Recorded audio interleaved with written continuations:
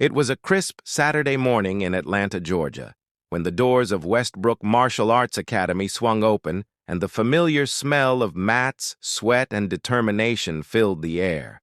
The place buzzed with energy as young students in crisp, white uniforms adjusted their belts and parents took their seats along the bleachers, ready to watch their children practice kicks, blocks, and punches.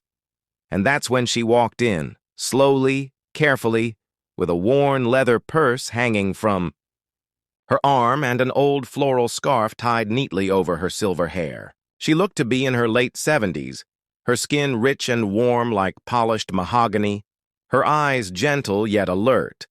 But in this setting, surrounded by bouncing 10-year-olds and teenagers, stretching with the kind of elasticity only youth allows, she stood out and whispers began almost instantly. "Who's she here for? Is she someone's grandma? Does she even know this is a karate class?" And when she stopped in front of the reception desk and softly said, "I'm here to join the beginner's class," the room fell silent for a moment before it erupted in muffled chuckles and raised eyebrows. A tall, muscular young man in his 20s leaned over to his friend and muttered loud enough for her to hear, "What's she gonna do? Teach us how to knit?"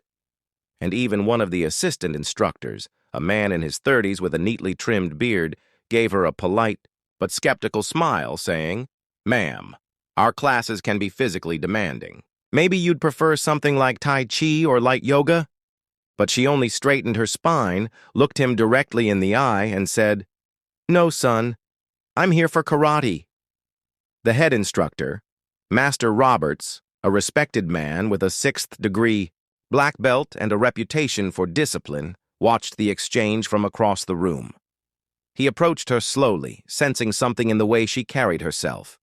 Not arrogance, not desperation, but a calm that was almost trained, and he said, "All right, miss?" And she replied, "Danvers, Evelyn Danvers." And with that he nodded and said, "Then welcome to the class. Let's see what you can do."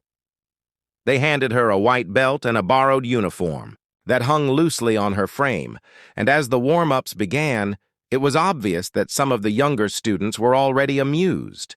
They side-eyed her as she struggled with her stretching, though if they had looked more closely, they might have noticed that her breathing was controlled, her posture was perfect, and every movement, though slow, was deliberate, like someone measuring the ground before they leap.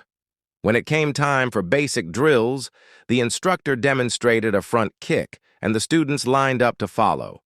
When it was Evelyn's turn, a smirk passed between two teenage boys, expecting her to wobble or miss, but instead she executed the kick with flawless form.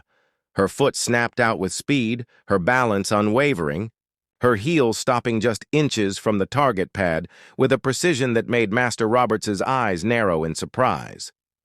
"Good," he said simply, but in his mind he was already wondering, where had she learned that? As the class moved into partner drills, Evelyn was paired with a young woman named Sophie, who was polite but clearly holding back out of fear of hurting the elderly newcomer.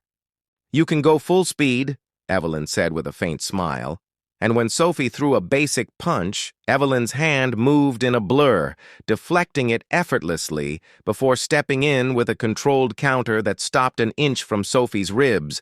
Sophie's jaw dropped, and nearby the two teenage boys who had been mocking her earlier exchanged a quick, uncomfortable glance. Master Roberts began to test her subtly, calling out combinations that weren't on the beginner syllabus, and each time she executed them flawlessly, her stances rooted, her strikes sharp but controlled. By now, a quiet had fallen over the class as students began to realize that the silver-haired grandma in their midst was no ordinary beginner. And then came sparring practice. The instructor asked for volunteers, and before Evelyn could step back, one of the smirking young men from earlier raised his hand and said, "I'll spar her. Gently, of course," with an exaggerated grin that drew a few chuckles from the sidelines. The match began, and the boy lunged forward with a sloppy but fast combination, expecting her to backpedal or panic. but Evelyn slipped sideways, her foot sweeping his leg out from under him with a speed that stunned the room. He hit the mat, with a thud, staring up at her in disbelief as she calmly offered him a hand to help him up. "Always watch your balance," she said quietly. The sparring continued, and within minutes she had disarmed and outmaneuvered opponent after opponent, each one more cautious than the last. Whispers rippled through the room. "She's not new. Where did she learn that?" Until finally, Master Roberts called for a break and approached her. "Miss Danvers," he said slowly, "how long have you been training?" She hesitated, then said softly, "Since I was 12. My father taught me at first. Then I studied under Sensei Haruto Nakamura in New York for 15 years. The name landed like a stone in water. Those who knew martial arts knew Nakamura was a legend. Master Roberts tilted his head. "And your current rank?" She gave a small smile. "Third-degree black belt. Retired. Mostly." Gasps filled the room. The teenage boys who had mocked her earlier looked as though they wanted to disappear into the floor. "Then why didn't you say so?" the assistant instructor asked, almost incredulous. Evelyn's expression softened. "Because sometimes people need to learn not to judge what they see on the surface," she said. "And sometimes it's fun to remind them." From that day, the atmosphere in the dojo changed.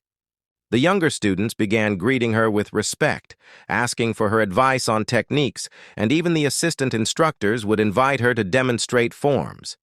She never showed off.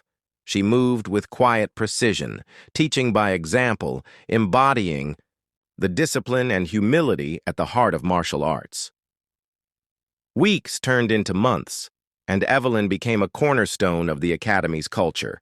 She taught the children patience, reminded the adults that strength is not always loud, and showed everyone that true skill is timeless. One evening, after a demonstration at a local community center, a little girl approached her shyly and said, "I want to be like you when I'm old." And Evelyn knelt down, looking her in the eye, and said, "Don't wait until you're old to be strong. Start now." The girl hugged her, and Evelyn realized that, in a way, this was why she had returned to the dojo, not to prove herself, but to pass on the legacy. And so, the black elderly woman who had once been ridiculed for daring to step onto the mat in her 70s became the heart of a new generation of martial artists. Her story reminding everyone who heard it that respect is earned not by age or appearance, but by the quiet power of skill, discipline, and grace.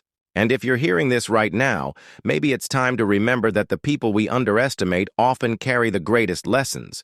So the next time you see someone and think they can't, stop and ask yourself why you're so sure.